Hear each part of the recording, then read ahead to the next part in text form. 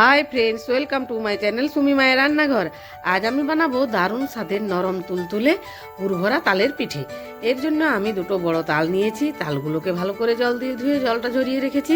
এরপর এইভাবে ভেঙে তালের উপরের শক্ত খোলাটা আমি তুলে দেবো। তারপর তালের খোসাটাকে আমি বেশ ভালোভাবে ছাড়িয়ে নেব।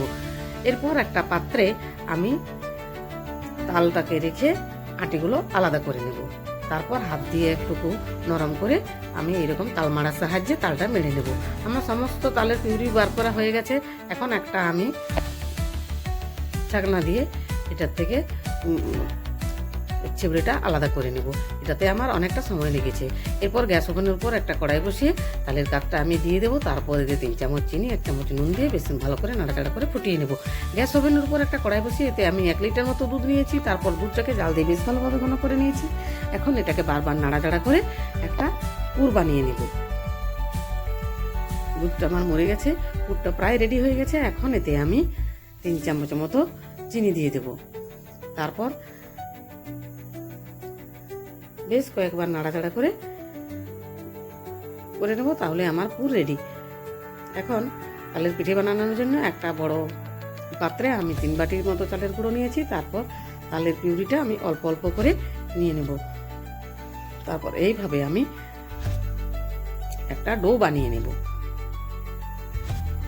ডোটা এরকম বানাতে হবে যাতে বেশি শক্তও হবে না, খুব বেশি নরমও হবে না।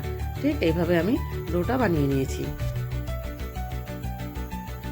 এরপর একটা শালের পাতাতে আমি অল্প ডো নিয়ে লম্বা করে দিয়ে দেবো। তারপর মাঝখানে আমি 1 চামচের মতো পুর দিয়ে পাতাটাকে আমি এইভাবে মুড়ে দেবো। এইরকমভাবে আমি পিঠেগুলো গড়ে নেব। আপনারা চাইলে পুর না দিয়েও এরকমভাবে বানাতে পারেন, সেটাও খেতে বেশ টেস্টি হয়। এখন গ্যাস ওভেনের উপর আমি একটা বড় হাঁড়ি বসিয়ে তাতে বেশ অনেকটা জল নিয়ে জলটাকে আমি গরম করতে দিয়ে দিচ্ছি। এভাবে আমি প্রতিটা পিঠেকে গড়ে নেব।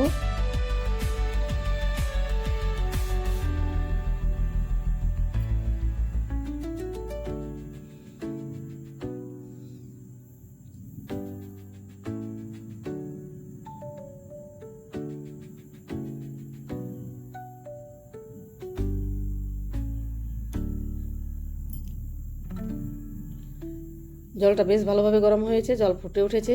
এখন এইরকম একটা ফুটো বাটি ওই হাঁড়ির মুখে দিয়ে পিঠেগুলো আমি একটা একটা করে দিয়ে দেব। তারপর একটা ঢাকা দিয়ে লো মিডিয়াম ফ্লেমে আধ ঘন্টা মতো সেদ্ধ করে নেব। এবার আমি ঢাকা খুলে দেখছি পিঠেগুলো বেশ মোটামুটি সেদ্ধ হয়ে গেছে। পিঠে পাতা খুলে গেছে, তার মানে পিঠেটা বেশ ভালোভাবে সেদ্ধ হয়ে গেছে। জলের ভাবে পিঠেটা সেদ্ধ হয়ে গেছে। এখন আমি এই বাটিটা হাঁড়ির মুখ থেকে নামিয়ে একটা পাত্রে ঢেলে নেব। তারপর পিঠেগুলো এক এক করে একটা প্লেটে নিয়ে নেব। দেখুন পিঠেগুলো কত সুন্দর নরম তুলতুলে আর পুরভরা হয়েছে। আপনারা চাইলে প্লেন পিঠেও বানাতে পারেন। ভিডিওটি ভালো লাগলে অবশ্যই লাইক, কমেন্ট, শেয়ার এবং সাবস্ক্রাইব করুন।